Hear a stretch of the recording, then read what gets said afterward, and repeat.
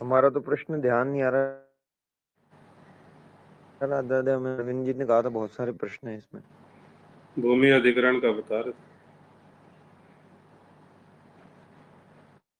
हाँ हाँ, वो ये भूमि अधिग्रहण जो था कि ये भूमि सुधार कानून, ये क्या चीज थी जिससे हमारे सर्वनाश कर दिया? हम्म, ये कानून। जिससे आपने एक बताया था कि भूमि। जी। ये जागीरदारों के पास में, क्षत्रिय समाज के पास में ही भूमि प्राय होती थी क्या? जी तो और क्षत्रिय समाज अपनी व्यस्तता में रहते थे, तो अपनी व्यस्तता में रहते थे और भूमि की जोत तो कोई और ही करता था ना। जी जी जी, भूमि की जो, जैसे आज भी लोग करते ही हैं, इजारे पे देते हैं, बटेती में देते हैं, ऐसे देते हैं कि नहीं देते? हाँ, देते हैं। तो इसी तरह से सरकार ने ये कानून बना दिया कि जो जो जमीन जिसकी बो रहा है वो अपना मालिक खुद ही हो गया क्या? अच्छा। जी जो जमीन बो रहा है ना, यदि हम जाजू जी की जमीन बो रहे हैं तो हम मालिक हो गए, जाजू जी जाए बाढ़ में। जी जी, तो कानून बना दिया इसका। ऐसा कानून बना दिया और वो सारी जमीन उन्होंने ले ली। छीन ली मतलब, हाँ, मतलब वैध को अवैध कर दिया सारी को। तो उन्होंने एक तीर से दो निशाने साधे ना। अब जो काश्तकार है हम्म वो प्रसन्न हो हम्म। गया, वो उनका वोट बैंक बन गया। जी जी जी और जो ये हैं, ये अब खत्म हो गए क्या? जी जी जी, उनके ठीक पास तो है। एक आधार जी मात्र जी जमीन ही तो थी। जी भाई आपने शासन पहले छीन लिया है, शादी का अधिकार फिर बाद में छीन लिया, फिर संतान का अधिकार छीन जी लिया, फिर संपत्ति छीन लिया जी है, और फिर चलो कोई जी बात नहीं है, कैसे भी करके चलो ये शांति कर ली जाए कि कोई बात नहीं, हम नौकरी करके पेट भरेंगे, तो नौकरी का अधिकार छीन लिया। तो हर तरह से छीन लिया ना सब कुछ। हाँ हाँ जी, आरक्षण दे करके वो छीन लिया, ठीक है। अब एक रहस्य की बात है जो समाज को समझ में नहीं आती, और मूर्ख सरकार को तो कहां से समझ में आएगी। यदि वो तर्क देती है कि भूमि ठीक नहीं है देना, तो हम पहले ही कह चुके हैं कि यदि आपने, चलो ठीक है, आप चाहते हो कि इनके पास संपत्ति भूमि नहीं होनी चाहिए, बहुत ज्यादा है, तो फिर आपको वक्फ एक्ट लाने की क्या जरूरत थी? उसको शक्तियां जी देने जी की जरूरत क्या जी थी? जी जब आप रिसेंटली अभी देश के टुकड़े कर चुके हो एक मजहब के आधार पे, तो फिर आपको ये मजहबी नई तंजीम शुरू करने की जरूरत क्या थी? खत्म कहानी। यदि उन्होंने डिमांड भी करी तो आप कह देते ठीक कि बात। साहब नहीं, कोई बात नहीं, और आप ये कहते हो कि नहीं साहब, वो तो जो एक्ट है वो तो पहले का है, आजादी से पहले का एक्ट बना हुआ था, मदरसा, ये जो अपना मजहबी एक्ट, वक्फ एक्ट। तो कोई बात नहीं, अब तो आजाद हो गया, जी आजाद के साथ वो अपना चला गया उधर, हमने जो दे दा दिया जो कुछ देना था। यदि आप ये कहते हो कि नहीं साहब, वो जो बची खुची संपत्ति थी जो उधर लोग चले गए थे उसके लिए बनाया था, तो उसके लिए बनाने की क्या जरूरत थी? वो आप सरकार में मिला लेते उसको। भाई वो आप सरकार, तो कहने का मतलब है ऐसा कुछ नहीं किया गया। तो हर जगह षड्यंत्र, और उस षड्यंत्र का परिणाम ही आज समाज भोग रहा है कि सब जगह समस्या है। कुछ समझ में आई कि नहीं?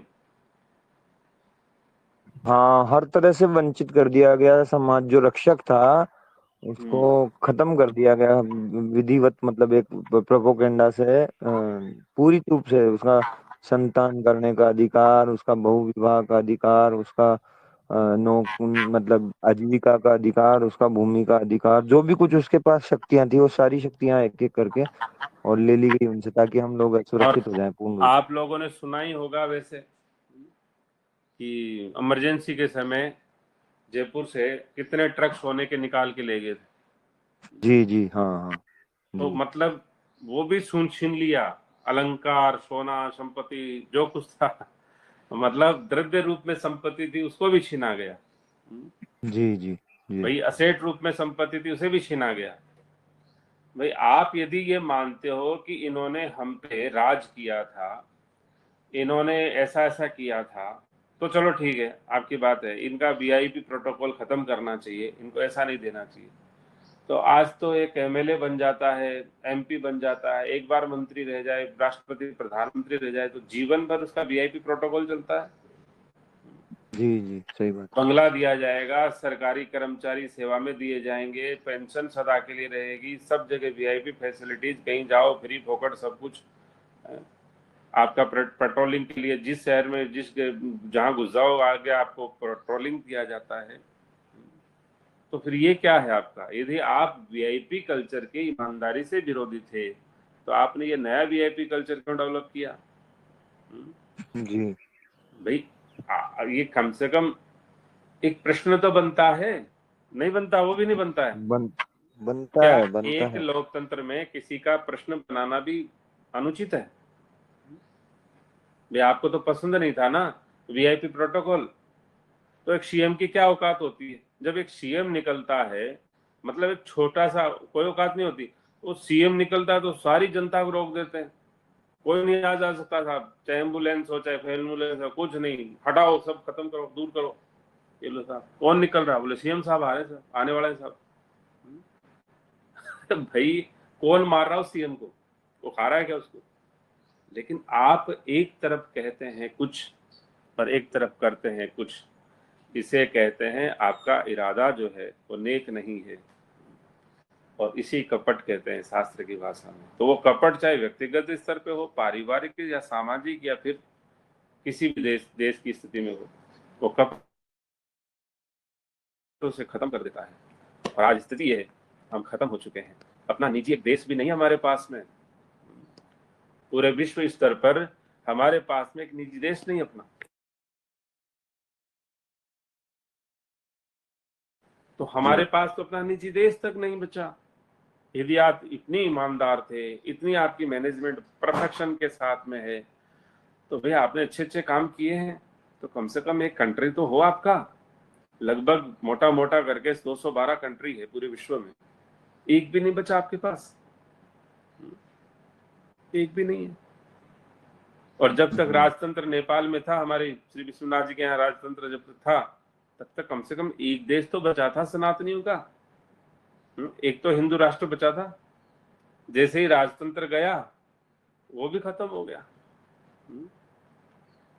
तो एक से एक तार जोड़ेंगे, जब आप उसका डिकोड करेंगे, जब आप उसका खुलासा करेंगे, जब थोड़ी सी बुद्धि में डालेंगे, तो पतन का कारण समझ में आता है। जैसे आज की हम बात करें, जैसे कोई युद्ध में जब वीर गति को कोई वीर मान लीजिए बलिदान अपना देता है, तो जब वो उत्सर्ग करता है अपना, तो सरकार उसको मुर्बे नहीं देती, जमीनें नहीं देती, देती ही नहीं देती है। जी जी जी। जब अरविंद जी सेना से संबंधित है, वो ज्यादा जानते हैं। राधे राधे अरविंद जी। जी राधे राधे भैया जी। सरकार उन्हें संपत्ति के रूप में जमीन देती है कि नहीं देती है? जी देती है भैया जी, पेट्रोल पंप वगैरह सारी सुविधा कराती है। सारी देती है ना, गैस कनेक्शन देती है, गैस की जी वो देती है, मतलब बहुत सुविधा करती है। हमारा इसका विरोध नहीं है, हमारा विरोध इस बात का है कि जिस कम्युनिटी ने, जिस समाज ने प्रमाणिक तौर से अपनी पीढ़ी दर पीढ़ी अपने छोटे छोटे नौनिहाल बालकों को उत्सर्ग किया इस राष्ट्र के लिए, राष्ट्र रक्षा के लिए, आपने उनकी जमीनें छीन ली। मतलब आप जब यहाँ कहते हो कि साहब ये तो बलिदानी को किसी उसको जिसका उत्सर्ग हुआ है, जिसने अपना वीर गति को प्राप्त हुआ है, उसको दी है साहब जमीन, तो उसके खिलाफ कोई बात नहीं उठा सकता, उसके खिलाफ तो कोई बात ही नहीं कर सकता। करते हैं तो पता नहीं कितने मीडिया और कितने एनजीओ कितना क्या हो हल्ला करने लग जाते हैं, करते कि नहीं? और हमारा कोई बात उनको खिलाफ नहीं है, उनको उठाना नहीं चाहते हम, लेकिन एक ऐसा सिस्टम है कि नहीं, प्रोटोकॉल है कि नहीं, उनको हम लैंड देते हैं कि नहीं? लैंड भी जी देते हैं, पेंशन की व्यवस्था भी करते हैं, उनके बालकों की नौकरी की व्यवस्था भी सोचते हैं। और यहाँ पर आपसे किसी ने नौकरी नहीं मांगी, किसी ने आपसे पेंशन नहीं मांगी। उनकी जो पुरातन पीढ़ी दर पीढ़ी जो उनकी लैंड बैंक था, आपने वो भी छीन लिया बेहतरीन षड्यंत्र के तहत। और यदि आपको इतने लैंड मिसबैलेंस की यदि फिक्र थी, तो आपने एक जिहादी मानसिकता का एक वक्फ बोर्ड खड़ा कर दिया, पूरी भारत की लैंड उनको दे दी। तो मतलब भाई, मैं तो 2 रोटी खाता हूं सुबह शाम, तो मुझे तो इसमें बहुत सारे प्रश्न बनते हैं और माथा इसी में खराब रहता है। तो होना चाहिए या नहीं होना चाहिए? जी ये तो होना चाहिए। जी अरविंद जी, जी अवश्य होना चाहिए भैया जी। आप सोचो, क्या ये एक षड्यंत्र नहीं है? जब आप एक ट्रीटी करते हैं, किसी रियासत को अपने में मिला लेते हैं, तो रियासत के अधिकार आप धीरे धीरे, क्या ये ट्रीटी में था पहले ही कि आपकी सारी जमीनें छीनी जाएंगी? क्या ट्रीटी में थी आरक्षण के तहत आपको नौकरी से वंचित किया जाएगा? कि ये ट्रीटी में था कि आपको इस तरह से खत्म किया जाएगा? मतलब क्या आपने रखा था क्या सब कुछ? नहीं रखा ना। और क्या ऐसा इतिहास पीढ़ी दर पीढ़ी राष्ट्र रक्षा के लिए किसी का मिल सकता है आपको? किसी का भी नहीं मिलेगा। तो फिर आप जब एक वीर गति को प्राप्त होने वाले सैनिक के लिए इतना कुछ कर रहे हैं, तो आपने इस संस्कृति की रक्षा के लिए अब तक जो कुछ करते आए हैं, उस समाज के साथ इतना बड़ा अन्याय क्यों किया?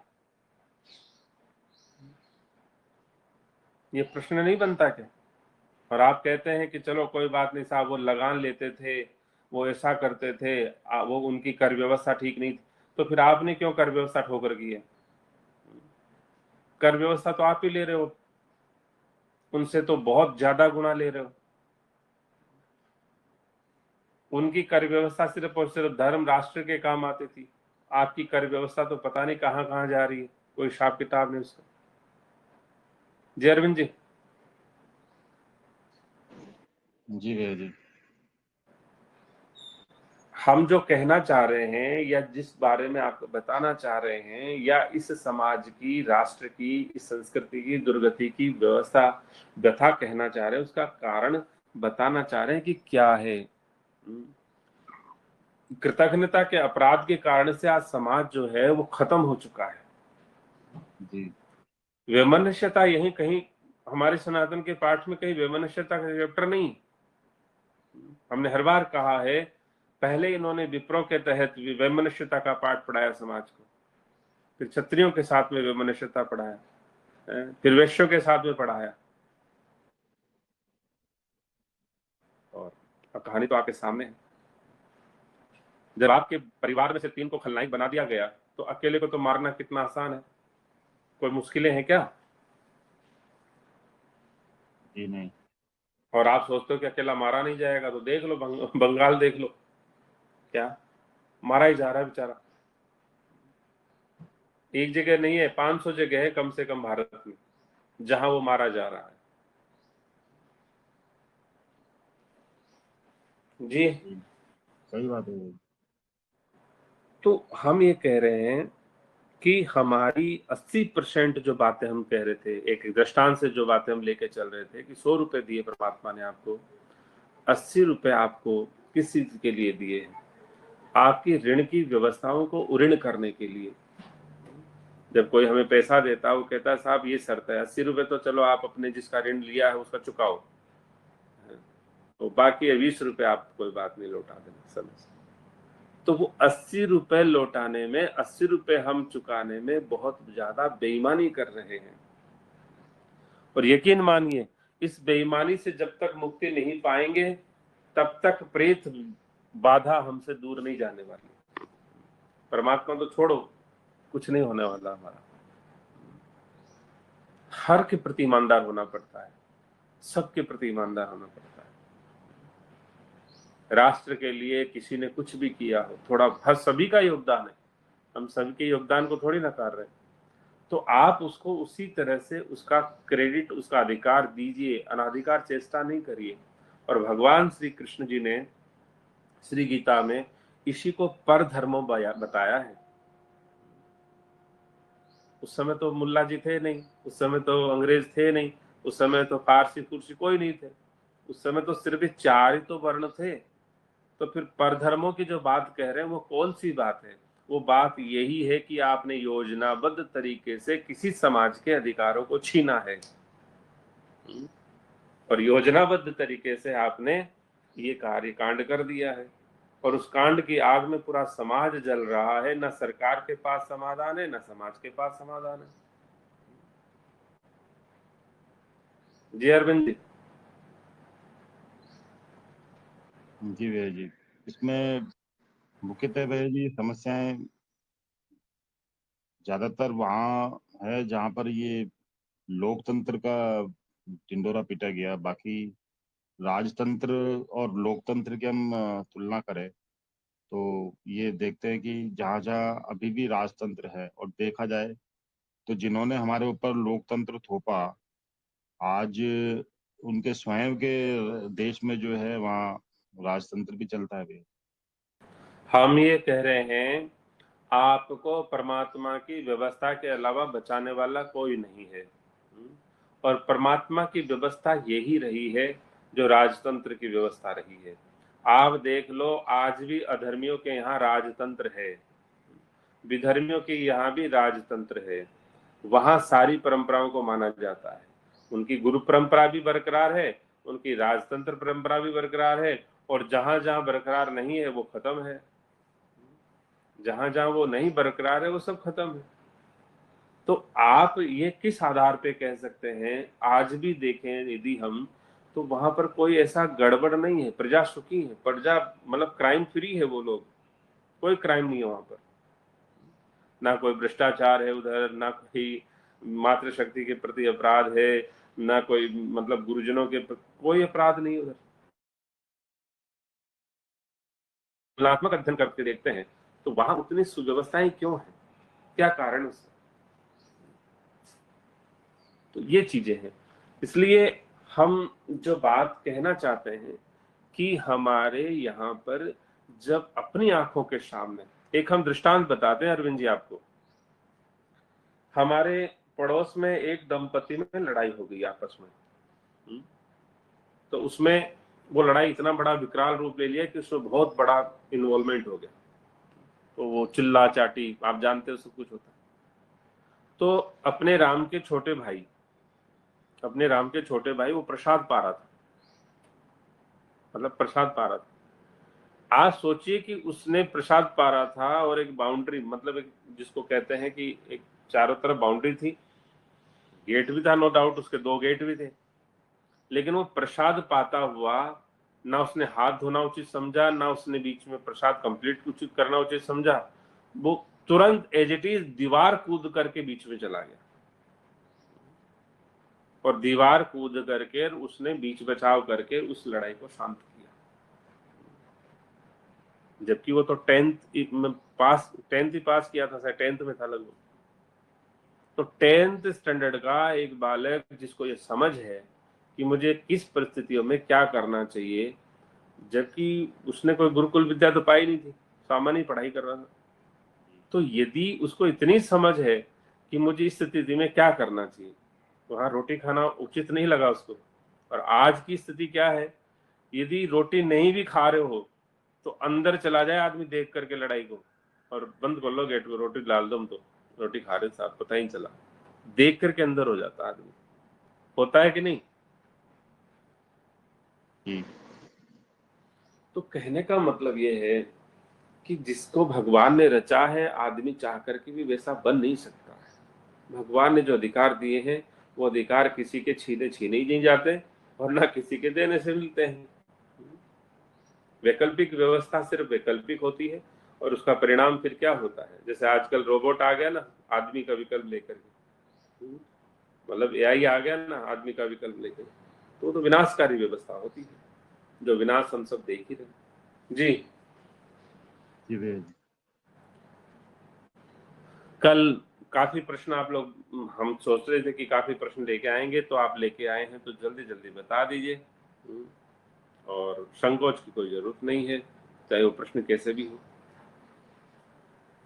इसमें जैसे राजा आपने कहा ना कि वैकल्पिक व्यवस्था, चलो सब रोबोट लिया है कोई बात नहीं है, तो रोबोट से विनाश हो रहा है, तो यहाँ तो आप तो रोबोट की बात कर रहे हैं, लेकिन वैकल्पिक व्यवस्था के रूप में यदि मनुष्य का भी, जो इंसान को भी नियुक्त कर दिया गया कहीं, तो उसने भी भयंकर स्थिति खराब करी है। जैसे उदाहरण के तौर पर हम कल कोर्ट गए थे राजा, तो कोर्ट में हमने देखा, और जब उनसे कल बात करी वकील से, तो हमने कहा जी, जिस चीज के लिए हमको, मैंने कहा ये है ही नहीं, जो कानूनन एक कानून बना दिया इन्होंने कि भाई ऐसा, ये गलत है, तो उसी चीज के लिए हम 10 साल से लड़ भी रहे हैं, और फिर भी तो उन्होंने, मैंने कहा फिर ये तो हम जीतेंगे ना इसमें।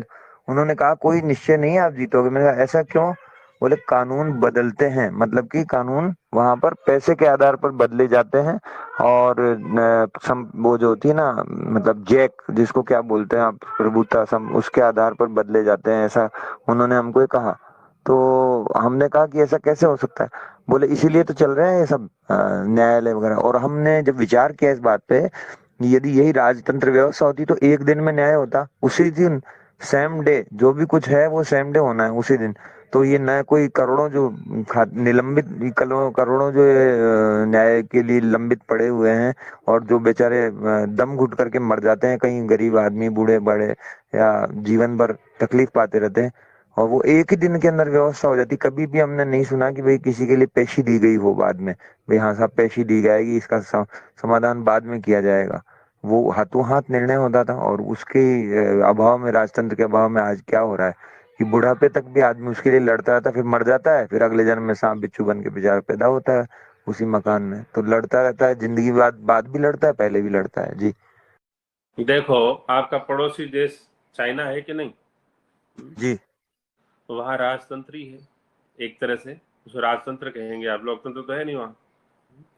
उससे जी आगे चाहो रशिया है कि नहीं, वहाँ जी राजतंत्र ही है, उसको जी लोकतंत्र तो नहीं कहेंगे। उधर जापान छोटा सा देश है, वहाँ भी क्या है, राजतंत्र है। ब्रिटेन में चले जाओ, वहाँ भी क्या हो, राजतंत्र है। मतलब आप जहाँ जहाँ जाएं, गल्फ में चले जाएं, या जितने बादशाह वगैरह सब है, वो सब राजतंत्र है। मतलब तो राजतंत्र की व्यवस्थाओं में आपको सब व्यवस्थित मिलता है, और लोकतंत्र के नाम पर सब कुछ खत्म मिलता है, ना न्याय है। पुलिस की बात करो, पुलिस सुरक्षा के लिए खड़ी है, सबसे ज्यादा डर लोगों को पुलिस से ही लगता है। क्या? सबसे ज्यादा डर ही पुलिस से लग रहा है लोगों को। जी न्याय की बात करो, सबसे ज्यादा जो न्याय में कहाँ मिलता है, कोर्ट में लगता है। सबसे ज्यादा डर भी कोर्ट से लगता है लोगों को। स्वास्थ्य कहाँ मिलता है, हॉस्पिटल मिलता है, बोले वहां सबसे ज्यादा डॉक्टर से डर लग रहा है। तो नहीं समझ में आ रहा ऐसा क्यों है? यदि यही राजतंत्र होता तो ऐसे डरते लोग? बात बिल्कुल नहीं डरते जी।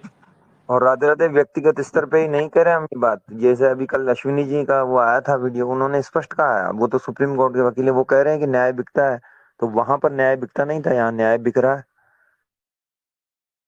हाँ, वो तो जाहिर सारी बातें हैं, वो तो फिर कोई बात नहीं है।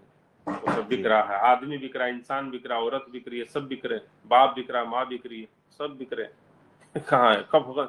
ये सारी अराजकता का मूल कारण ही तो बता रहे हैं कि जो सुरक्षा करने के लिए परमात्मा ने जिसकी नियुक्ति की थी, आप लोगों ने उसी को बहिष्कृत कर दिया, उसके प्रति अपराध पे अपराध बनाए। हमने जब ब्राह्मणों की व्यवस्था की चर्चा आई थी, तो हमने कहा था विप्र चाहे कैसा भी हो, भले ही उसकी स्थिति कैसी भी हो, आप उसे हृदय से सम्मान तो दीजिए, आप उसका संग मत करिए। आप उसका हृदय से तो सम्मान कर सकते हैं। भाई ब्राह्मण आपको जी नहीं अच्छा लग रहा, आपको कानून नियम में नहीं है, तो आप उसका संग मत करो, लेकिन आप जी उसके प्रति द्वेष मत रखो, क्योंकि द्वेष की मानसिकता आपको खत्म कर देगी। जी जी तो यदि आप, वो तो चलो विप्र हैं, सिद्धांत दे रहे हैं, लेकिन ये समाज तो आपको सुरक्षा दे रहा था ना, सुरक्षा दे रहा था। और सुरक्षा में तो हल्की फुल्की चूक भी जो है वो आपको खत्म कर देती है।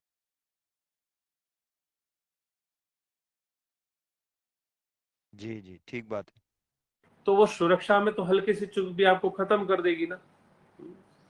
अभी जैसे द्वारकाधीश है, अरविंद जी हैं, ये फौज के लोग, तो इनको पता है कि हल्की सी चूक हुई ना, खत्म, संकट आया भयंकर भारी। तो कहने का मतलब है वहां पर आपकी एक्यूरेसी बहुत ज्यादा मायने रखती है, और इसीलिए इस समाज के नियम कानून कायदे कुछ अलग बनाए हुए थे, और वो एक्यूरेसी इनकी अलग स्टाइल की थी, और इसीलिए उनके सिस्टम में ऐसा चीजें थी। लेकिन उन्हीं को खलनायक बना करके प्रस्तुत किया गया और हमने स्वीकार कर लिया। तो प्रस्तुत किया तो कोई बात नहीं, प्रस्तुतकर्ता का दोष रहा, लेकिन स्वीकार किया तो फिर हम भी तो दोषी बन गए। जी जी राधे राधे, अब ये तो समझ में आ गया कि यहाँ इतनी बड़ी चूक हुई और हमने कहीं ना कहीं उसमें पार्ट हम भी रहे। हमने अपने किसी लोभ से या जो भी है मूर्खता से हमने उसमें उनका साथ नहीं दिया। और हमने मतलब हम पूर्वजों के रूप में जैसे भी थे उसमें। अब आज वर्तमान स्थिति में इस जो समस्या है इसका समाधान जो है वो तो वही है कि वापस वही आए। वो कैसे इतना बड़ा चेंज हो कि सारे मूर्खता की जो समुद्र बन गया है मूर्खों का, ये पूरा का पूरा जो है वापस चेंज हो जाए, कैसा हो सकता है? कभी बड़ा चेंज की जरूरत नहीं होती है।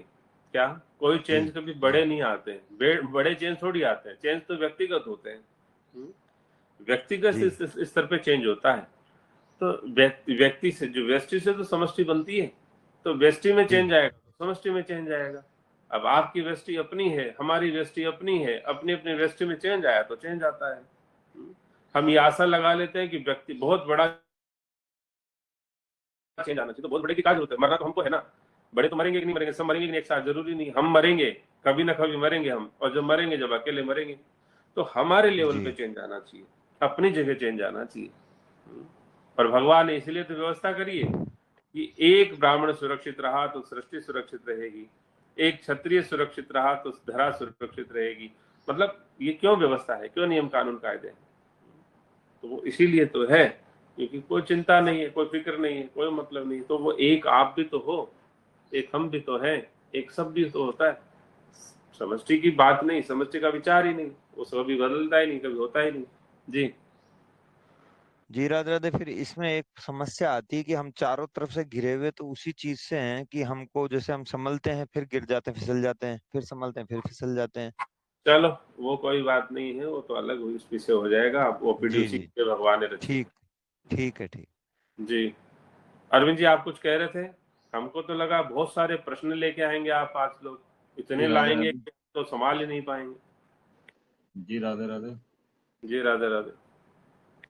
जैसे भैया जी अपनी अ, प्राचीन व्यवस्था थी जिसमें हमारी जो सबसे सुदृढ़ वर्ण व्यवस्था थी, ये जो आक्रमणकारी वगैरह आए उससे पहले की जो बात है, और उस सुव्यवस्थित समाज में जैसे हम कहते हैं कि भाई षड्यंत्र के रूप में वो चीजें स्थापित की गई, और धीरे धीरे धीरे क्योंकि ये बदलाव आने में या अ, इस परिवर्तन के आने में एक लंबा समय चला है, क्योंकि एकदम से कोई चीज होती नहीं है। या नहीं तो शुरू में अरविंद जी, हम ये कह रहे हैं बदलाव आने के अंदर समय तो लगता है, वक्त लगता है, बस वट वृक्ष का बीज बोना पड़ता है।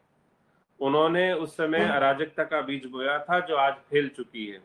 आज हम और आप लोग एक उस सुव्यवस्था का बीज बोने जा रहे हैं, तो वो भी फैल जाएगी एक दिन, जी उसको भी वक्त नहीं लगेगा। जी जी, और इसमें एक बात ये आती है भैया जी कि हम किसी चीज को स्वीकृति देते हैं या स्वीकार करते हैं, तो इसका तात्पर्य ये भी हुआ कि जो कुछ भी गलत है या शास्त्र सम्मत नहीं है, उसका यदि हम प्रतिकार नहीं कर पाते हैं, इसका तात्पर्य ये हुआ कि हम प्रतिकार नहीं कर रहे हैं, इसका मतलब हम चाहे मूक समर्थन ही दे रहे हैं उसका।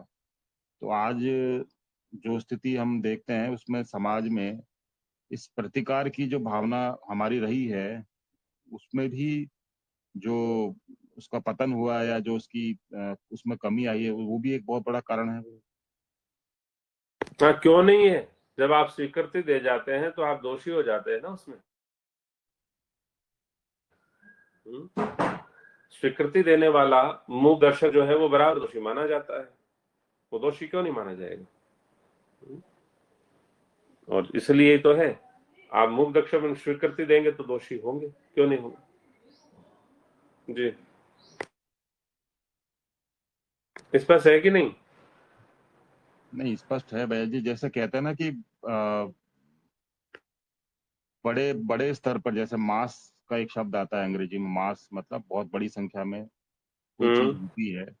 तो हमें ऐसा लगता है कि ये जो क्योंकि इतनी सुंदर व्यवस्था, इतनी सुदृढ़ व्यवस्था में भेदन करके उसको खंडित खंडित करना, तो कहीं ना कहीं ये बात है कि हम एक तरह से मानसिक गुलामी जो होती है उसके शिकार हुए हैं पहले, क्योंकि मानसिक रूप से हमने कोई चीज स्वीकार करी, या तो स्वीकार करी या फिर उसका विरोध नहीं किया, दोनों एक ही बात है। तो वो मानसिक गुलामी जो है, उस वजह से फिर ये धीरे धीरे हमारे जो अ, स्थूल रूप से जो हमारे समाज में व्याप्त हुई है। तो ये मानसिक गुलामी का मूल कारण क्या है, मतलब क्योंकि पहले क्या था भैया जी कि हमारे छोटे छोटे राज्य थे, बाद में जाके अलग अलग वहाँ के राजा थे, अलग अलग उनकी व्यवस्थाएं थी, उनके नियम नियमावली जो है अपनी प्रजा के लिए बनाते थे। तो ऐसा उस क्या हुआ कि वो सारी जो चीजें व्यवस्थाएं थी वो इस आज जो वर्तमान स्थिति में आ गई है। हम ये हमारा मूल प्रश्न ये है जी कि ये मानसिक गुलामी या मानसिक परिवर्तन जो है ये किस तरह से काम करता है, या किस तरह से इतने बड़े स्तर पर इतने बड़े जन समूह में प्रतिपादित किया जाता है भैया। देखो, आपने एक बात तो गलत कही अभी कि पहले हमारे छोटे छोटे राज्य थे, मतलब छोटी छोटी रियासतें थी। ये आपने एक बात कही जो कि गलत है। आप लोगों ने सुना होगा सम्राट, चक्रवर्ती सम्राट, महाराज, है ऐसी कई पदवियां सुनी होगी, उपाधियां सुनी तो होगी आपने कम से कम, हाँ सुनिए भैया जी। है? और अश्वमेध यज्ञ तो फेमस चीजें हैं, तो वो तो आपने सुना ही है जी भाई। वो अश्वमेध यज्ञ की अपन बात करें तो पांडवों के राज तक तो वो आपने सुना है, उसका इतिहास है पूरा कि वहां तक तो होता रहा। और उसके बाद में आपने सुना होगा सम्राट अशोक का भी नाम सुना होगा, जी और सम्राट पृथ्वीराज का भी नाम सुना होगा। जी तो पृथ्वीराज जो है वो छोटी रियासत के राजा नहीं थे, और सम्राट पृथ्वीराज तो राजस्थान से गए, वो तो गोद गए थे, मतलब गोद नहीं, ननिहाल में चले गए थे, जबकि उस समय तंवर रियासत वहां पर राज करी थी दिल्ली में।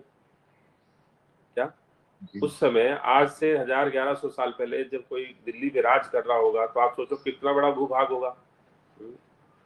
मतलब वहां कहाँ अफगानिस्तान है, कहाँ आपका ये पाकिस्तान है, कहाँ मतलब ये इतना बड़ा भूभाग था। तो आप सोचिए कितना बड़ा भूभाग था वो। तो वो ऐसा नहीं है कि रियासत कुछ सीमित हुआ करती थी। ये तो जब मुगल काल दौर शुरू हुआ है, मुगल दौर शुरू हुआ तो उस समय जाकर के कुछ न कुछ थोड़ी रियासतों का जो वर्गीकरण हो गया है, और उस समय जाकर के थोड़ी वो फ्रीडम्स की, क्योंकि वो अटैक्स अलग अलग भांति भांति के होने लगे, वहां जाकर के थोड़ा हुआ है। बाकी मूलभूत रूप से तो हमारे यहाँ तो बहुत बड़ा बड़ा रियासत पूरे विश्व में, जब ये अश्वमेध यज्ञ करते थे तो पूरे विश्व को चैलेंज करते थे। अश्व कहीं भी चले जाए वो चैलेंज करते थे, और सदा से यही रही है परिपाटी, सदा से ये रही है, सदा से। जी।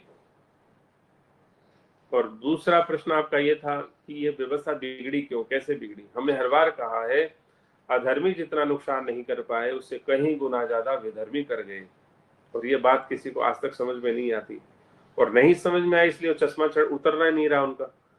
मैकोले का चश्मा इसलिए तो नहीं उतर रहा आपसे। आपको जितने भी पापाचार व्यभिचार में जो प्रवृत्त किया गया है वो अधर्मी की तरफ से थोड़ी किया गया, वो तो विधर्मी की तरफ से किया गया। अबॉर्शन पद्धति आपको विधर्मी ने सिखाई है, अधर्मी ने तो नहीं सिखाई, वो तो आज भी नहीं कर रहे।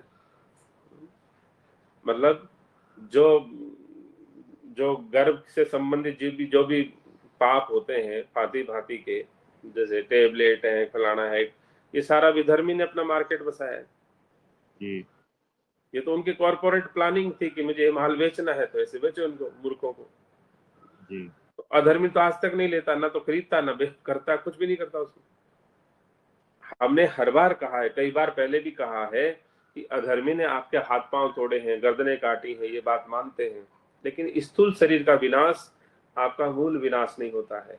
आपकी आत्मा का विनाश, आपकी जब आत्मा ही मर जाती है, कहने को कहते हैं कि आत्मा मर गई, मतलब आपका मनोबल टूट गया है, आपकी मस्तिष्क ही खत्म हो गया, आपकी बुद्धि सोचने की क्षमता ही खत्म हो गई है, उसे कहते हैं वास्तव में मूल विनाश।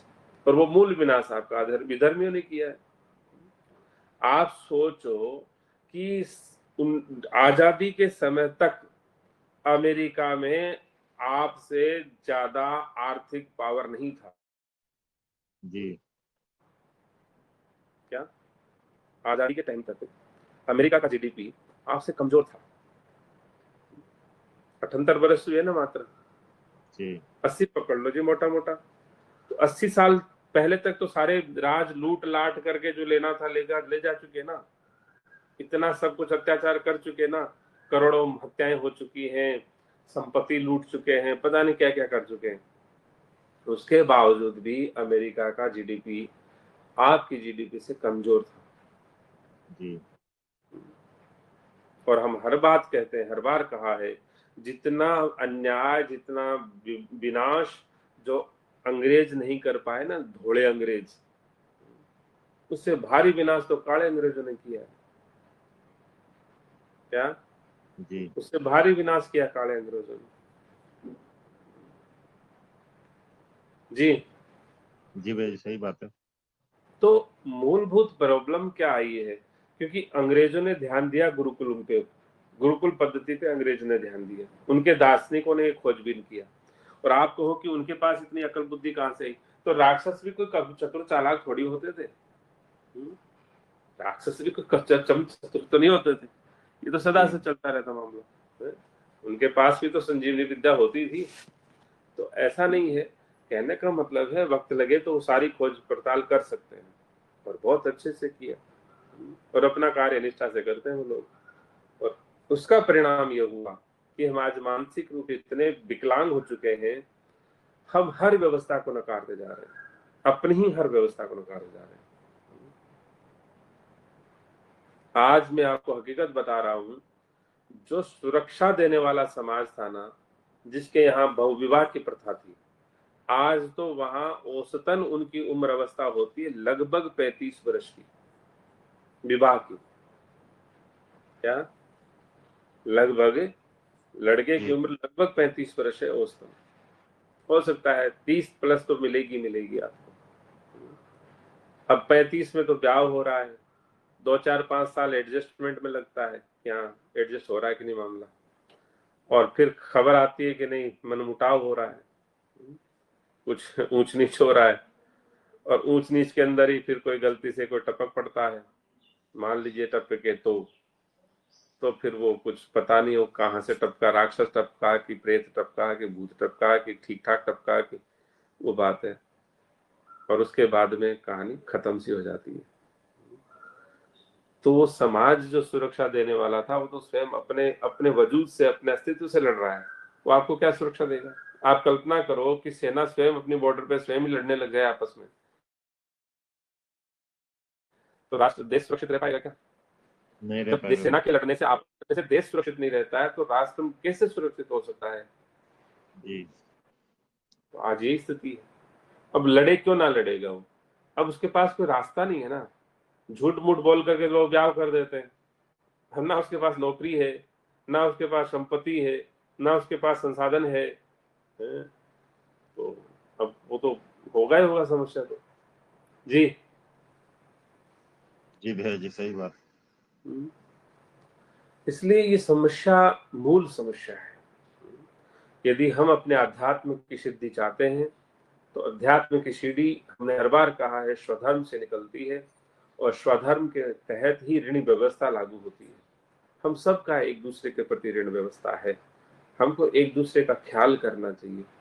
हर माँ बाप कहते हैं कि देखो बेटा भाई का ध्यान रखना, कहते हैं कि नहीं कहते? माता जी पिता कहते हैं भाई का ध्यान रखना, और भाई मान लीजिए माता पिता तो मर आ गए, और भाई जो है उसी को सल्टा रहे हैं, 3 मिलकर के एक को कूट रहे हैं, या एक मिल के कूट, तो क्या होगा? उनकी बददुआएं तो लगती है कि नहीं लगती है? तो हमारा समाज अति सुंदर समाज था, और उस समाज का कारण यही था, और सुंदरता का, क्योंकि वो अपनी परंपराओं को लेके चल रहा था। ऐसा नहीं था कि आज। जी और जी भैया सबसे जी। बड़ा कांड तो क्या है? इस भांड ने कर दिया, बॉलीवुड रूपी भांड ने। सबसे बड़ा कांड कर दिया। और कांड करने की उसकी मूल वजह भी थी, क्योंकि वो सारे चरित्रों को नहीं दिखा सकता वहां पर, वो उसकी एक लिमिटेशन है, वो सारे चरित्र यथार्थ में दिखा भी नहीं सकता है, क्या नहीं दिखा सकता है। देखो अरविंद जी, आपको एक बात बताते हैं, बहुविवाह की प्रथा की बात चल रही है ना, महाराजा दशरथ जो है, आप सबसे हम प्रश्न पूछते हैं, महाराजा दशरथ जी ने कितने विवाह किए थे? एक सुप्रसिद्ध कैरेक्टर है जो हमने आपसे पूछा, सबसे, और सबसे पूछ रहे हैं, और हमको ऐसा नहीं लगता कि किसी घर में श्री रामचरितमानस नहीं है, किसी घर में रामायण जी नहीं है। हम आपसे पूछना चाहते हैं कि कितने विवाह किए?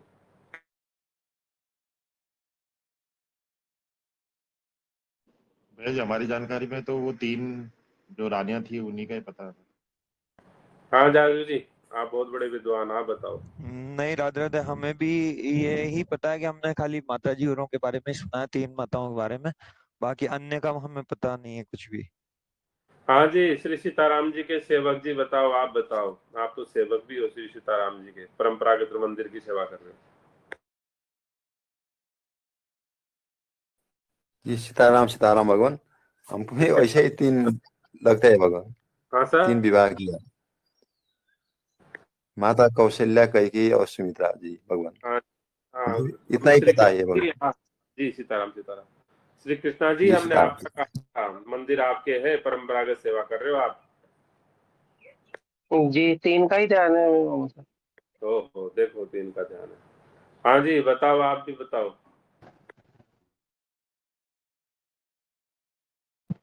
राधे राधे, 3 का ही याद है। जी जी, हाँ, बुआ साहब भी बता दो। राधे राधे हुक्म। राधे राधे। एक राम जी की एक बहन थी, तो वो किसकी पुत्री थी? अब ये तो आप ही जानो, हमको क्या पता,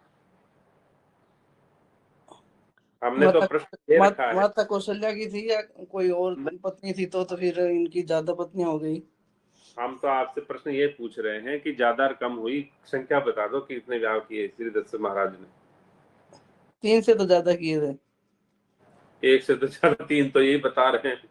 3 से ज्यादा किए थे हुक्म, 3 से ज्यादा किए थे। अच्छा, 3 से ज्यादा, चलो ठीक है। हाँ जी, आगे बताइए। कहीं कहीं सुनने में आया है राधे राधे, क्या काफी सारी रानियां थी राजा दशरथ के, बहुत सारी थी। अच्छा, तो कितनी संख्या पूछ रहे हैं? संख्या सैकड़ों तो होगी, ऐसे पक्का तो नहीं पता, हजारों भी हो सकती है, पता नहीं। अच्छा जी, नारायण नारायण भगवान। भगवान इसमें हम अनभिज्ञ हैं भगवान। अनभिज्ञ है भगवान।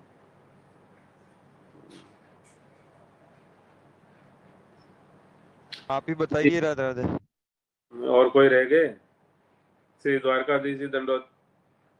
जी राधे राधे, हमें भी इतना ही जानकारी है, तो मतलब 3 वाली जानकारी। हैं? 3 रानियां थी करके ही जानकारी है, हम ज्यादा के बारे में सुना नहीं राधा। अच्छा,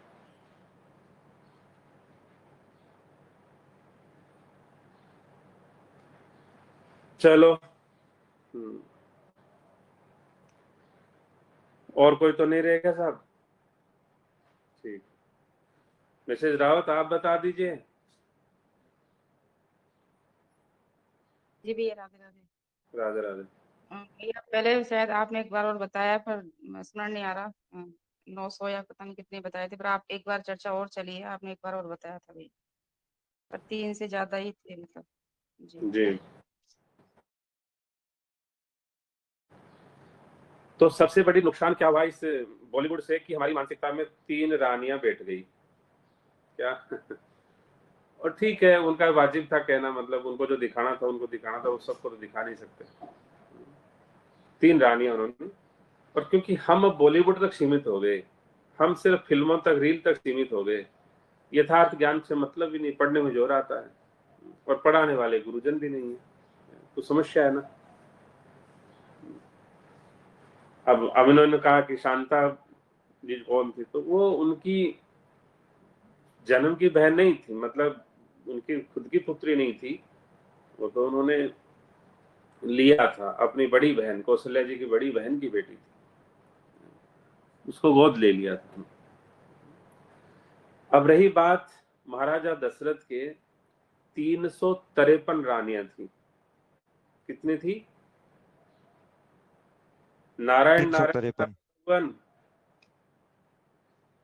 आप तो साहब, आपको अपने भाई समधियों का पता होना चाहिए। बताओ, जनकपुर वाले हो और आपको ये पता नहीं है, बताओ जनकपुर की लीलाओं के बारे में। यदि आपने अपनी बेटी दी है तो कम से कम बेटी के ससुराल वालों का पता रखना चाहिए आपको। जी भगवान। जी हाँ, हमारा दुर्भाग्य है भगवान। दुर्भाग्य से बात नहीं चलती। आप विप्रवर भी हैं और कम से कम शास्त्रों का अवलोकन करना आपका अधिकार क्षेत्र है। जी। उससे क्या होगा कि आप यथार्थ दे पाएंगे समाज को, अन्यथा तो समाज फिल्मों तक, रील तक, इन्हीं तक रहता है सिस्टम। और एक भ्रांति यह है लोगों में कि जब बहुत ज्यादा रानियां होती हैं तो आपस में बहुत ठोक बजाई होती है, बहुत जुतम फाक होती है। और इसलिए हम बार बार कहते हैं, यदि जीवन जीने का आदर्श सीखना हो तो मानस से सीखो। मानस जीवन जीना सिखाती है आपको। वहां पर जब श्री रामभद्र जंगल जा रहे हैं, वनवास उनका हो गया है, जब वन जा रहे हैं तो वहां रनिवास में सब माताएं हैं उतनी की उतनी दुखी हैं। क्या? एक एक ही माँ को छोड़ करके वो अंदर से दुखी है, बाहर से नाटक कर रही है, लेकिन सब माताएं 352 की 52 माताएं रामभद्र के वन जाने से दुखी है। इसका मतलब क्या हुआ कि हर माँ उसको अपने पुत्रवत चाहती थी। हर माताएं उन्हें पुत्रवती चाहती थी, कोई द्वेष तो नहीं था उनका। और अब हम ये कहना चाहते हैं कि इतने भोगी बड़े, इतना भोगी राजा, तो इतना बड़ा उसका तेज प्रताप कैसे था कि देवराज इंद्र उनके लिए आसन छोड़ दिया करते थे। हमारे खोपड़े में नहीं आता हमारे खोपड़े में कुछ समझ में नहीं आता साहब। भाई चलो, एक दो रानी की भी चल जाए, कोई बात नहीं, कोई बात। 353 रानियां लेकर के और इतना बड़ा भोगी, मान लो आप कहते ना, क्योंकि आपकी परिभाषा है कि जो मल्टीपल मैरिजेस करता है, जो बहुविवाह करता है, वो भोगी होता है। आपने उसको भोगी के रूप में प्रस्तुत किया है, तो फिर ये प्रमाणिक रूप से सिद्ध करो कि 353 रानियों वाला राजा वो देवराज इंद्र की सिंहासन पे कैसे बैठता है और देवराज इंद्र उसके लिए सिंहासन कैसे छोड़ देता है। क्या देवराज इंद्र उसके लिए कैसे सिंहासन छोड़ देता है? और इसके बारे में एक थोड़ा सा मिथक और भी प्रचारित किया जाता है। महाराजा दशरथ के बारे में एक मिथक और प्रचारित किया जाता है। कहा जाता है कि उन्होंने 350 जो विवाह किए थे वो विश्वामित्र जी से बचने के लिए, सॉरी, परशुराम जी से बचने के लिए किए थे। वो सिर्फ परशुराम जी के प्रकोप से बचने के लिए किए थे, युद्ध से भागकर किए थे। उनमें विद्वानों को यह कहना चाहता हूं, जिस महाराजा दशरथ के नाम से ही धर्म हो, क्योंकि भगवान धर्म होता है ना वहीं प्रकट होते हैं, ये ध्यान रखिएगा। जो धर्म के साथ साथ विग्रही हों, जो विग्रह को प्रकट करने वाले हों, ऐसा आरोप उन पे लगाना महाअपराध की श्रेणी में आता है। पहली बात तो यह है कि महाराजा दशरथ कभी युद्ध से पीठ दिखाने वाले नहीं हैं। दूसरी बात यह है कि महाराजा दशरथ यदि श्री परशुराम जी को जानते हैं तो श्री परशुराम जी भी तो सिद्ध होंगे, त्रिकालदर्शी होंगे। क्या उनको ये पता नहीं है कि महाराजा दशरथ किनको प्रकट करने वाले हैं? क्या उनको इतना भविष्य नहीं दिखाई दे रहा है? वो तो स्वयं अवतार हैं, तो क्या अवतार को ये भविष्य नहीं दिखाई दे रहा है? श्री वेदव्यास जी भविष्य देख करके कह दिए थे राष्ट्र को कि क्या होने वाला है।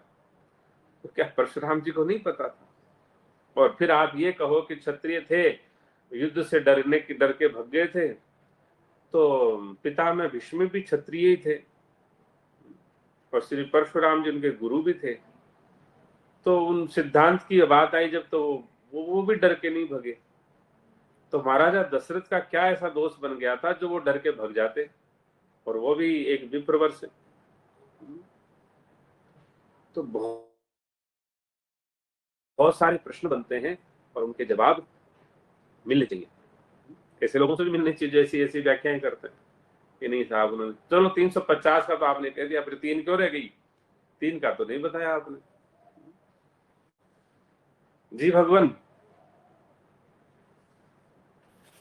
जी जी प्रभु, ये बहुत रहस्यात्मक बात हम सुन रहे हैं भगवान। हम यही कह रहे हैं विप्रवर, आपसे निवेदन ये कर रहे हैं, सनातन को मिटाने के लिए पूरी कायनात लगी हुई है, पूरी शक्तियां लगी हुई है। कारण उसका रहस्य क्या है? ये कलिकाल शुरू हो चुका है ना, तो कलयुग शुरू हो चुका है, और कलयुग में क्या है? अधर्म का बोलबाला होना ही है। तो धर्म के अंग को जो कोई देखता है वो खत्म करना चाहता है।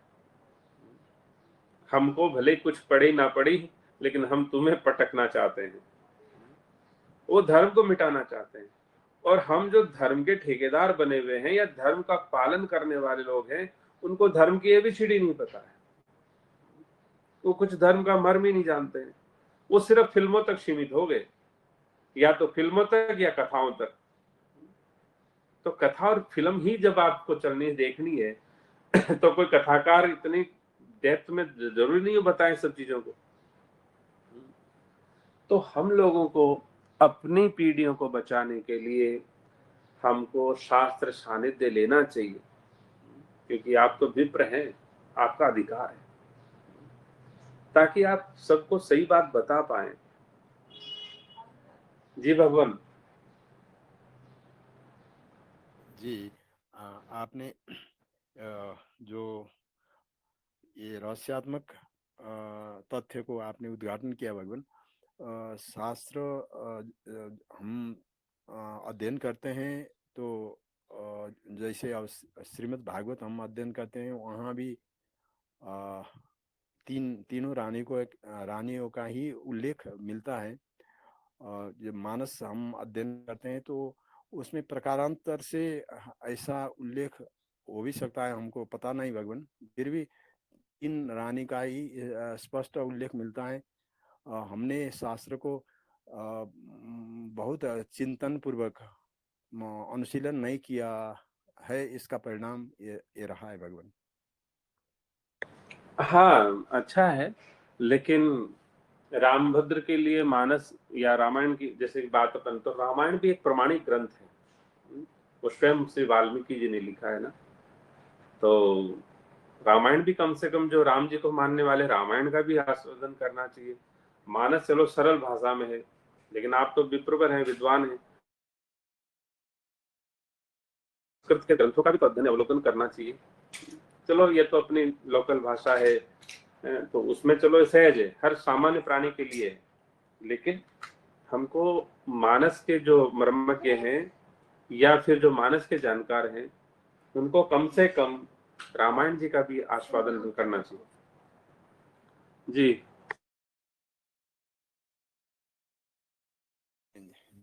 जी प्रभु, हमारा जो जिज्ञासा था, हम जिज्ञासा के क्रम में चौथे नंबर में थे। श्री हरिवंदर जी, श्री जाजू जी और एक देवी जी ने जिज्ञासा के लिए इच्छुक थे। कल हम चौथे नंबर में थे। आप लोगों का जिज्ञासा शांत होने के पश्चात हम जिज्ञासा रखने के मनसुआ में थे प्रभु। ठीक है। आज भी समय सीमा में हम पहुंच चुके हैं भगवान। जी जी हाँ बताएं, कौन है भाई देवी जी, कौन की जिज्ञासा थी?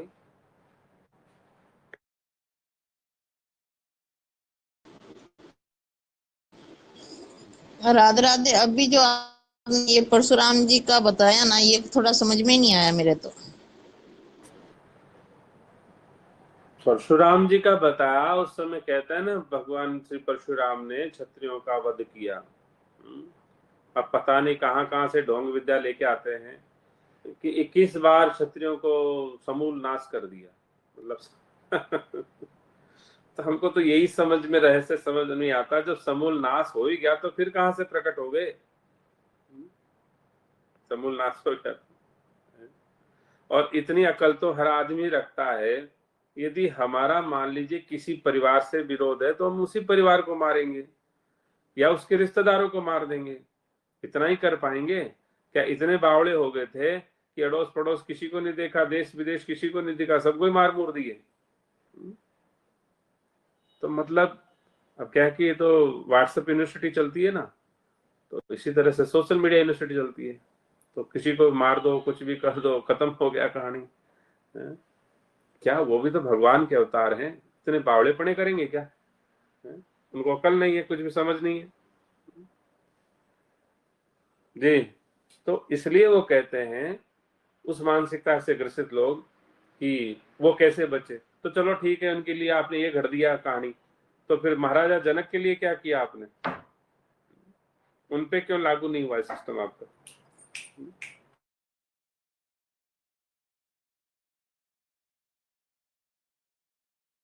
तो महाराजा जनक के क्या हुआ जी? वो भी तो थे, क्या महाराजा दशरथ थे उस समय साम्राज्य के लिए पहुंचे वो? तो क्या करें?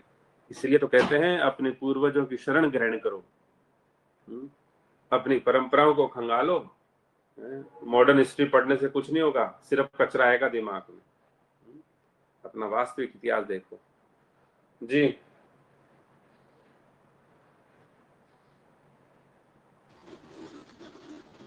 जी राधे राधे। और ये जो आज और कल जो पूरी चर्चा हो रही है, तो ये तो ठाकुर जी ऐसे स्टेप बाय स्टेप कलयुग का प्रभाव है, इस कारण लीला कर रहे होंगे। तो अपनी ये चर्चा से क्या रहस्य निकलेगा फिर? तो लीला कर रहे होंगे तो फिर हम क्या, हम भी लीला नहीं कर रहे क्या? यदि ठाकुर जी लीला कर रहे हैं तो हम भी लीला नहीं कर रहे? हमारे अंदर कौन प्रेत बोल रहा है? मतलब उधर ठाकुर जी लीला कर रहे हैं, हमारे अंदर प्रेत बोल रहा है। आपकी लीला की बात बता देते हैं। यदि आप इतने ही बढ़िया थे, विवाह प्रथा को आप गलत मानते थे, तो आप ये बता दीजिए कि लिव इन रिलेशनशिप का क्या औचित्य रह गया? आपने वो कानून क्यों बना दिया जी? जब आपने अभी 1955 में, आपने 1955 तो झक मारी है हिंदू मैरिज एक्ट को, इसलिए आपने लागू कर दिया है कि साहब कोई बात नहीं है, ऐसा ऐसा कर रहे हैं तो इनको बंद करो, एक विवाह करो। अब ठीक है, आपने कह दिया एक विवाह करो। अब आप ये कह रहे हैं कि जो एक विवाह जिसने किया ना वो भी कहीं चली जाए तो रोक टोक मत करो, पुलिस साथ लगा दो, वो चली जाएगी, मर्जी से जाने दो उसको। क्या? यदि कहीं जाना चाहो ना तो आपके श्रीमान जी आपको रोक नहीं सकते हैं। सरकार आपको 2 फूल और देंगी, पुलिस और देगी कि हाँ ले जाओ साहब, इनको दे दो, किससे मिलना है, कहाँ जाना है, कहाँ रहना है इसको। ये कानून क्यों ले आए फिर आप? जब आप ये जानते ही थे, आप समझते ही थे, कोई दिक्कत नहीं। मतलब इतनी भांडगिरी सरकार, इतना बुद्धिहीन कानून व्यवस्था, और आप उसको हर तरह से सहन कर रहे हो, स्वीकार कर रहे हो, ये कर रहे हो, वो कर रहे हो। तो ये कहां तक हमारे तो खोपड़े में नहीं बैठती। और चर्चा से क्या होगा? चर्चा से ये होगा कि जागृति आएगी। आपके श्रीमान जी 4 ब्याह करें तो आप रोक टोक नहीं करोगे, आप प्रेम से रहोगे, उनको ज्यादा मनाने की कोशिश करोगे, आप ज्यादा से ज्यादा सेवा करोगे उनकी, उनके माता पिता की भी करोगे, अपनी धौंस नहीं दिखाओगे जी।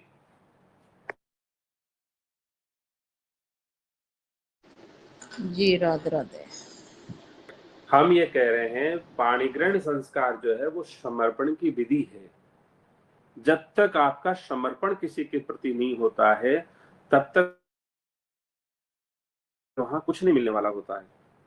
अब वो विषय लंबा हो जाएगा, कल आप इसकी बात कहिएगा, हमको बताइएगा, तो हम यहाँ से शुरू करेंगे कि पाणिग्रहण संस्कार एक समर्पण की विधि है। जो कुछ अमृत फल आपको मिलने वाला है उस समर्पण से मिलने वाला है। कल यहाँ से हम शुरू करेंगे। नारायण नारायण भगवान, आप अपना थोड़ा बता दीजिए, एक बार जिज्ञासा रख दीजिए। जी भगवान, कल से हमने आपके श्रीमुख से ये सुना कि सनातन हमारा जो व्यवस्था है उसका सुंदर स्वरूप, इसमें जो भयानक आक्रमण, दारुण दृश्य आपने बताया, इसमें हमारा 2-3 जिज्ञासा बन रहे हैं भगवान। एक जिज्ञासा ये है कि आपके श्रीमुख से हमने इसी मन से ये भी सुना है कि वो अधर्मी विधर्मी ने अधर्मी विधर्मी और संप्रदाय में जिसने जन्म लिया है, उन लोगों ने जब हमारी सनातन ग्रंथ का आश्रय लिया तो उन लोगों भी संसार के लिए पूजनीय बने हैं। जैसे उदाहरण के लिए हरिदास, स्वामी हरिदास जी, ऐसे बहुत महापुरुष है। आपके श्रीमुख से हमने ये सुना था। जो सौंदर्य हैं, जो माधुर्य हैं, वो सभी को प्रिय लगती हैं।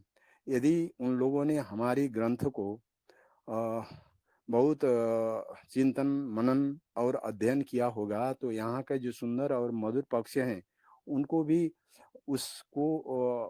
उससे भी उन लोगों को उसमें आकर्षण होना चाहिए था। जो सत्य हैं, सत्य के लिए तो सब सत्य को सब स्वीकार करते हैं। अधर्म विधर्मियों के जो धर्म ग्रंथ में है, जो मादक पदार्थ सेवन नहीं करना चाहिए, अभी अभी आपने जो बताए हैं, और नसबंदी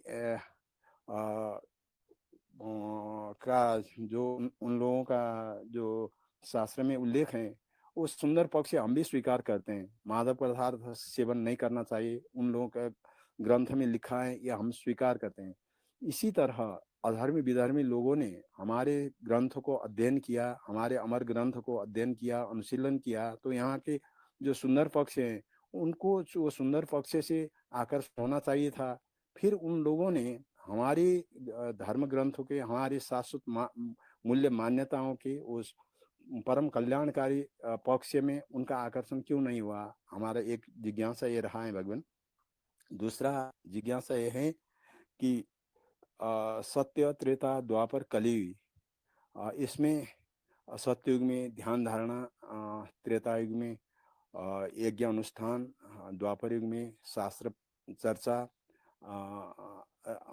कलियुग में सब स्थिति में मलिनता आते हैं। इसलिए हरिनाम संकीर्तन की जो व्यवस्थापन, जो प्रावधान हमारे धर्म ग्रंथों ने किया है, इससे ऐसा हम मान सकते हैं कि भगवान ये युग की मलिनता के कारण ऐसा हुआ है, ऐसा मान सकते हैं या नहीं? दूसरा जिज्ञासा ये रहा है भगवान। तीसरा जिज्ञासा ये रहा है कि आपने बफ बोर्ड शब्द का प्रयोग किया है। हम इसके बारे में बिल्कुल अनभिज्ञ हैं भगवान। इसका प्रावधान क्या है, ये बफ बोर्ड क्या है? जब इसके बारे में हम जानेंगे फिर जिज्ञासा बन सकता है भगवान। अभी इतना जिज्ञासा है, कल आप कृपा पूर्वक इसका समाधान करने की कृपा करें। हाँ, संक्षिप्त उत्तर तो हम अभी दे देते हैं आपको तीनों की। जी भगवान। पहला प्रश्न आपने ये रखा कि यदि अधर्मी विधर्मियों ने किया, अधर्मियों ने तो नहीं किया, यदि विधर्मियों ने यदि इतना गहराई से हमारा अध्ययन किया तो वो क्यों हमारे से प्रकाशित नहीं हो पाए? पहला प्रश्न आपका ये था। इसका एक उत्तर है कि यदि आपने हमको कोई सेवा दिया है कि पता करो कि जाजू जी कैसे इंसान है, क्या पता करो कि जाजू जी को बर्बादी करने का क्या सिस्टम किया जाए, तो जब आप हमें ये आदेश दे दे तो जो हम जाजू जी के प्रति जो भी कुछ रिसर्च करेंगे, जो भी कुछ काम करेंगे, तो हमारा उद्देश्य यही रहेगा कि जाजू जी को बर्बाद करने वाला क्या तंत्र दिया जाए, क्या विधि दिया जाए, क्या रास्ता है जो हम आपको सामने प्रस्तुत करें। तो जो भी वेस्टर्न जो थिंकर्स थे, जिसमें मैकोले का नाम सबसे प्रसिद्ध नाम है, उसी ने इसकी शुभारंभ किया, उसको सिर्फ ये टास्क दिया गया था ब्रिटिश पार्लियामेंट से कि आप देखिए कि वहां की सिस्टम को कैसे बदला जा सकता है, क्या किया जा सकता है। और मैकोले यहाँ रहा है, और उसने गली गली गांव गांव घूमा है, और घूमने के बाद में उसने जो अपनी जो प्रस्तावना प्रस्तुत की है उसमें सारा उसने वर्णन किया, और वो प्रस्तावना पब्लिकली भी ओपन है, कोई दिक्कत नहीं, कोई भी देख सकता है उसने क्या कहा था। और वो इतना इम्प्रेस्ड हो गया था, उसने अपने पिता को भी पत्र लिखा था। तो कहने का मतलब उन्होंने लिखा भूमिका, और उसने तरीका बताया था कि जब तक गुरुकुल पद्धति को आप यहाँ मतलब नहीं डिस्टर्ब करेंगे, नहीं आप खत्म करेंगे, तब तक आप भारत में कुछ नहीं कर पाएंगे। ये तो बात ही रही है, क्योंकि वो स्वेच्छा से यहाँ का रिसर्च नहीं कर रहा था, वो अपने मालिक के आदेश के कारण से सिर्फ लिमिटेड रिपोर्ट प्रस्तुत करने वाला था। कुछ स्पष्ट हुआ कि जी नहीं जी बबन? भगवान। और रही बात रसखान जी की, और ऐसे बहुत अंग्रेज भी हैं। आज देखो ना पूरे वर्ल्ड में अंग्रेज, मतलब करोड़ों की तादाद में अंग्रेज हरिनाम संकीर्तन कर रहे हैं, जिन्होंने स्वेच्छा से इसका आश्रय लिया है सनातन का, सनातनी ग्रंथों का, वो तो सनातनी हो ही रहे हैं, वो तो भगवान की भजन कर ही रहे हैं। श्री रसकान जी स्वेच्छा से लेने वाले हैं। क्या वो स्वेच्छा से, निजामुद्दीन साहब वो स्वेच्छा से, अमीर खुसरो साहब स्वेच्छा से, जो भी ये थिंकर्स रहे हैं वो स्वेच्छा से धर्म को समझने वाले हैं। तो वो जो स्वयं समझना चाहते थे वो तो समझ गए, और जो सिर्फ शासन तंत्र के अधीन होकर के सिर्फ एक रिपोर्ट प्रस्तुत करने की दृष्टि से रिसर्च कर रहे थे, उन्होंने यथार्थ रिपोर्ट प्रस्तुत कर दी और उसके ऊपर कार्रवाई कर दी। स्पष्ट हुआ कि नहीं भगवान? जी जी प्रभु। अच्छा, दूसरा प्रश्न आपका था कि आप ये कह रहे थे, क्या थोड़ा बताएंगे दूसरा प्रश्न क्या था? युग के युग कारण धर्म की बात है। तो हमारे आचार्य पाद ने स्पष्ट शब्दों में लिखा है, और शास्त्रों में अनेक बार आया है, क्या? धर्मो रक्षति रक्षितः। और ये तो पालनार का स्लोगन भी है, और हम सब जानते हैं, यदि आपके जीवन में धर्म है तो धर्म आपकी रक्षा करेगा कि नहीं करेगा, इसमें कोई संशय है क्या? बिल्कुल नहीं है भगवान। तो आपके जीवन में धर्म लेके आ जाइए। आपको लग रहा है कि इस मेरे जीवन में धर्म ये है, इस धर्म को मैं धारण करने के लिए स्वतंत्र भी हूं, और मानव जीवन सिर्फ धर्म के लिए ही बना है, मिला है। तो जब आप धर्म को धारण कर ही रहे हैं तो फिर आप असुरक्षित कैसे हो जाएंगे? चाहे वो कलयुग हो, चाहे महाकाल कलिकाल हो, आप हो ही नहीं सकते। ये आपका दूसरे का उत्तर हुआ भगवान, स्पष्ट है कि नहीं? जी जी। और तीसरा प्रश्न आप जो रख रहे थे, जरा उसको भी रिपीट करेंगे?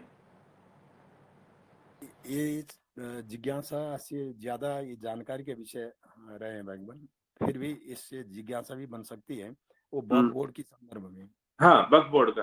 वक्फ बोर्ड क्या था? जब भारत और पाकिस्तान के टुकड़े हुए, मतलब जब इंडिया और पाकिस्तान सेपरेट कंट्री बन गए, उनकी कंट्री सेपरेट बनाने का मूल आधार था कि साहब उनका मजहब अलग है, वो लोग अलग मजहब के हैं, वो आपके साथ नहीं रह सकते हैं। तो ये कहा गया, घोषणा किया गया कि साहब इस मजहब वाले वहां चले जाएं और यहाँ वहां हिंदू जो इधर आ जाएं। ये प्रपोजल दिया गया सबको, लेकिन कुछ ऐसे लोग थे जो यहाँ बने रह गए, और फिर कुछ वहां भी बने रह गए हिंदू, लेकिन वहां के हिंदू तो खत्म हो गए, यहाँ वाले फल फूल गए। लेकिन यहाँ जो यहाँ प्रॉपर्टी अपनी छोड़ के चले गए थे और वहां चले गए थे, उन लोगों के लिए कानून बना दिया गया, वक्फ कानून, वक्फ बोर्ड कानून। तो उसमें उनकी संपत्ति तो थी, उनकी संपत्ति मान लीजिए उस समय 10,000 एकड़ जमीन रही होगी, दृष्टांत के लिए हम बता रहे हैं 10,000 एकड़ जमीन। लेकिन वो धीरे धीरे जब यहाँ पर धर्म के जो मान लीजिए जो मूल चिन्ह थे, जैसे हमने कहा क्षत्रिय समाज थे, राजवंश परंपराएं थी, जब उन लोगों ने उनको खत्म करते करते गए, तब उस वक्फ बोर्ड को उन्होंने ताकत दे दी। आज वक्फ बोर्ड हमारे भारत में इंडियन गवर्नमेंट, मतलब इंडियन आर्मी, इंडियन रेलवे, और उसके बाद में तीसरे नंबर की प्रॉपर्टी होल्डर है वो। क्या जी भगवान? भारत में, इंडिया में वक्फ बोर्ड एक मुस्लिम संस्था है, एक मुस्लिम प्राइवेट संस्था है जो कि संपत्तियों का मालिकाना हक रखती है।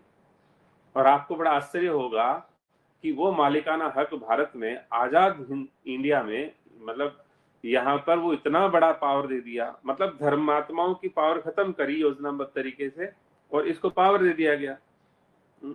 तो राजाओं की संपत्ति को हड़प लिया गया और इनको भांति भांति से ताकत दे दी गई। तो गोचर की कब्जा इन्होंने कर लिया, मंदिर मठों का कब्जा इन्होंने कर लिया, जो हिस्टोरिकल मोमेंट्स थे मोनूमेंट्स थे उनका कब्जा इन्होंने कर लिया, वो सारी प्रॉपर्टी उनकी हो गई। रोकने टोकने वाला कोई भी नहीं है। सबसे बड़ी बात है, आज तक किसी समाज ने प्रश्न भी नहीं उठाया है। जी भगवान, कुछ इस पर चाहिए? जी हाँ, इसको तो स्पष्ट हुआ भगवान। एक अब आज तो समय बहुत हो हाँ चुका है। बताइए, कोई बात नहीं, समय तो समय रहता है। जी भगवान। आपने एक प्रतीकात्मक शब्द प्रयोग किया है, काले अंग्रेज प्रतीकात्मक शब्द आपने प्रयोग किया था।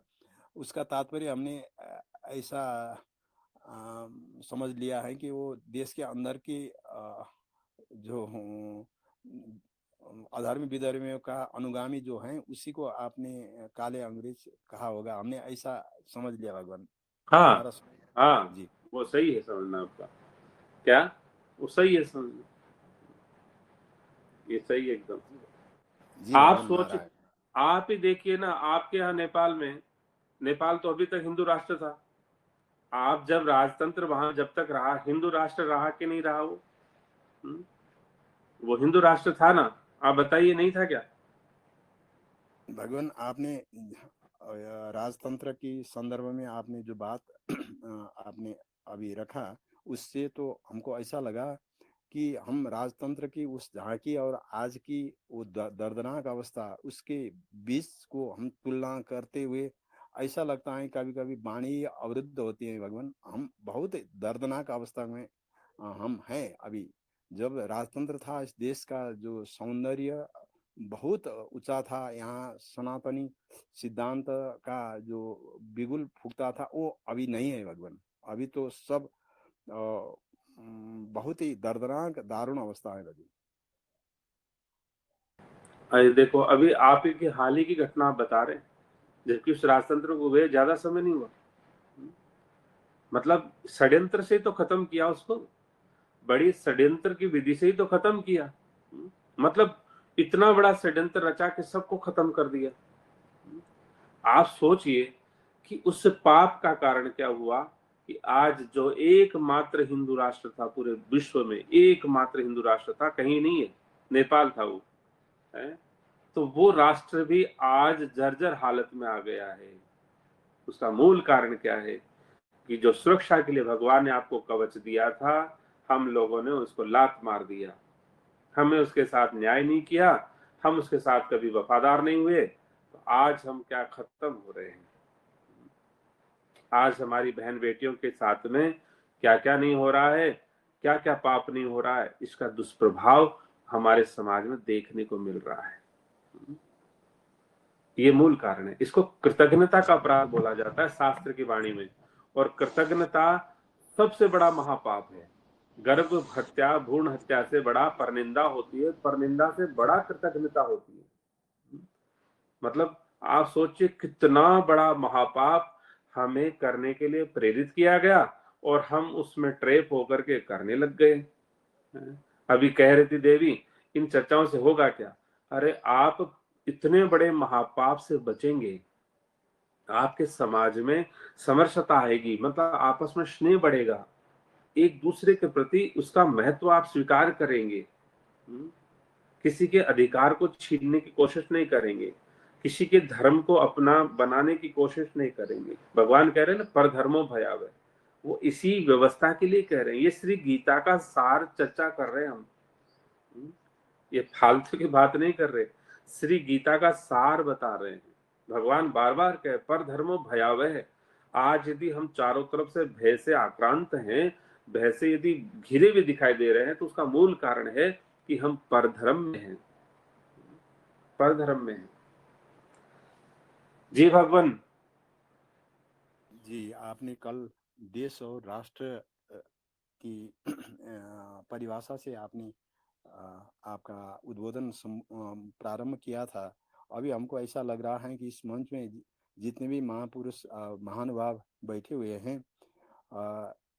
इस दृष्टिकोण से हमको ऐसा लगता है कि हम राष्ट्र में बैठ रहे हैं भगवान, देश में नहीं है। देश तो भौगोलिक सीमा है। जी जी, नारायण नारायण नारायण भगवान। और एक बात और बता दें आपको, एक बात और निवेदन करें, पूरा विश्व जो है ना, उस पे सनातन की सत्ता रही है। पूरे विश्व में सनातन की सत्ता रही है। सनातन नेपाल और भारत तक सीमित नहीं है। ये भारत का जो सीमा है, ज्योग्राफिकल एरिया है, वो पूरा विश्व है, पूरी धरा है। और हम जिस सूर्यवंश की बात कर रहे हैं, महाराजा दशरथ की जो बात कर रहे हैं, वो धरा, तो वो उनका साम्राज्य तो चारों तरफ था। आप लोगों को पता है, महाराजा रघु ने जब अश्वमेध यज्ञ किया था तो देवराज इंद्र अश्व को चुरा के ले गए थे। आप तो शास्त्र के ज्ञाता हैं, जानते होंगे। देवराज इंद्र अश्व चुरा ले गए थे, क्योंकि वो चेतावनी जो लिखी होती थी वो पृथ्वी मात्र पे नहीं होती थी, वो सबके लिए होती थी। और उसको ये चुरा ले गए। और जब वो चुरा ले गए तो जो पीटा जो कूटा उनको रघु ने, मतलब इसलिए वो क्या है, रघुवंशी हो गए। कहने का मतलब है, जब हम अपने पूर्वजों को देखते हैं, परंपराओं को देखते हैं, उन शास्त्र को देखते हैं, रिचुअल, तो फिर अपने को प्रभावित होने की जरूरत ही नहीं, ना हमारे जीवन में कोई अभाव रहता है। जी भगवान। जी प्रभु, नारायण नारायण नारायण नारायण। हाँ जी, क्या कहना चाह रहे हैं? बार बार माइक ऑन करें, बताएं। जी राधे राधे। तो जो दूसरों की रक्षा करने वाला समाज था, तो वो अपनी खुद की रक्षा नहीं कर पाया, तो फिर क्या उसकी खुद की कुछ गलतियां नहीं हुई? चलो ये प्रश्न बाद में आप रख लेना कल, ठीक।